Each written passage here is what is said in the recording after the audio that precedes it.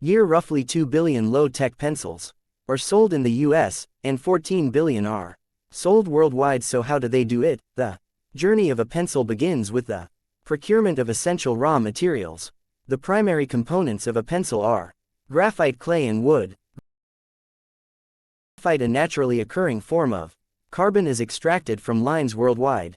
The highest quality graphite, known as vein graphite, comes from Sri Lanka and Madagascar. Simultaneously, the clay required for the pencil's core is collected from deposits and quarries.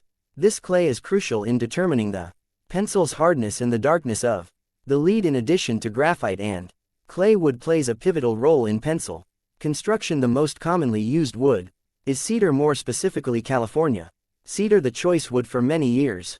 Cedar has a pleasant odor, does not warp or lose its shape, and is readily available. Pencil manufacturers often rely on sustainable forestry practices to ensure the responsible sourcing of wood. Once the raw materials are obtained, the pencil core's preparation begins.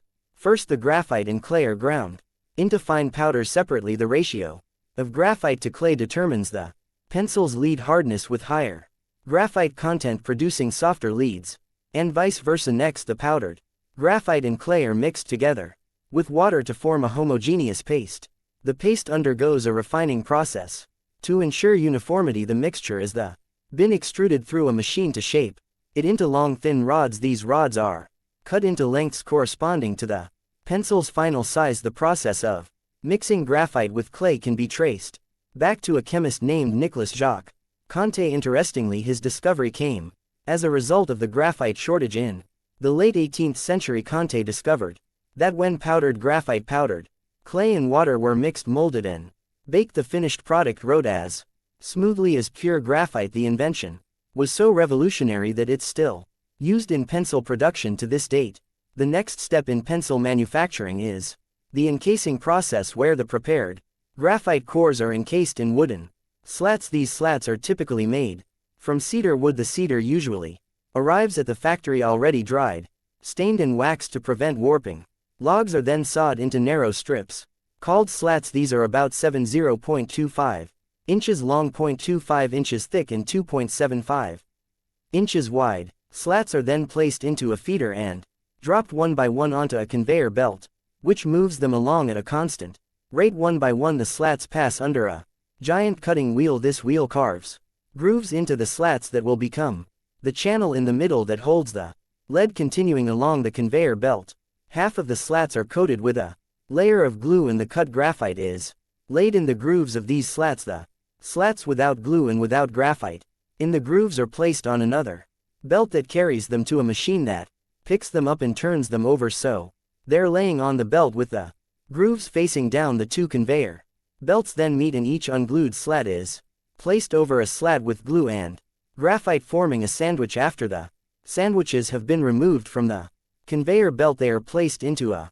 metal clamp and squeezed by a hydraulic press and left clamped together until the glue is dry. Once bonded, the pencils go through shaping machines. These machines cut the pencil slats into their iconic hexagonal shape, which is the most popular due to its ergonomic design and resistance to rolling off surfaces. This is done in two steps. First, the upper cutter of the machine forms three sides on top, then its lower cutter shapes three sides on the bottom. As soon as the bottom sides form the pencil separate, after shaping, the pencils undergo sanding to smoothen their surfaces. This step helps to remove any imperfections and provides a comfortable grip for users. The pencils are then coated with a protective layer to improve durability and appearance. A lacquer or enamel coating is applied, and the pencils are dried and polished to achieve a smooth finish. Sometimes pencils may receive additional treatments, such as a heat treatment, to enhance their strength and resistance to breakage. Many pencils come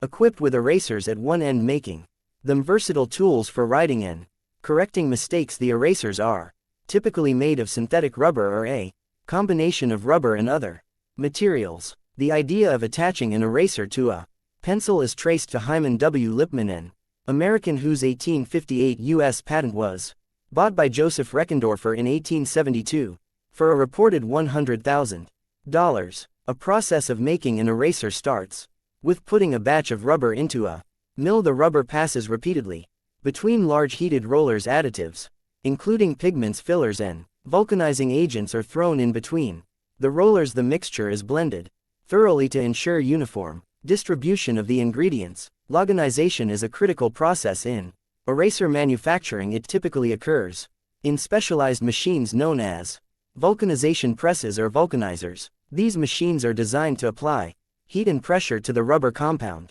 allowing the cross-linking of polymer chains and transforming the raw rubber material into a more durable and resilient form, on top of making it more elastic and resilient. Vulcanization also helps make the rubber more effective in erasing pencil marks to make plugs which will be attached to the pencils. An extrusion process is usually used. The mixture in the form of a soft solid is forced through a die to form a long cylinder. The cylinder is repeatedly cut as it emerges, forming plugs to attach the eraser. A ferrule, a metal or plastic piece, is inserted at the opposite end of the eraser and the assembly is fixed onto the pencil. This process may involve some automated steps, but certain pencil rules are still assembled manually.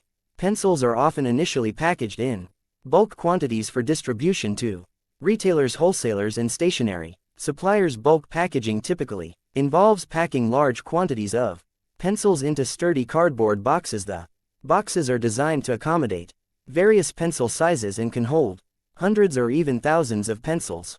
For pencils intended for direct sale to consumers, retail packaging is used. Retail packaging typically includes individual pencil sets or packs. The pencils are neatly arranged and secured inside a cardboard, plastic, or blister pack. The packaging may also include branding, product information, and barcode labels for easy scanning at the point of sale. Because they travel along a conveyor belt during the manufacturing process, pencils are thoroughly scrutinized before they're distributed to the public. Workers are trained to discard pencils that appear dysfunctional in a select number, are sharpened and tested when the process is complete. A common problem is that the glue of the sandwich is sometimes don't adhere, but this nuisance is usually caught when the sandwiches are being cut. Even with the world going electronic, the pencil industry continues to steadily grow. The global market size of the pencil industry currently sits at $15.95 billion, but experts predict the market will grow by 7% by 2028.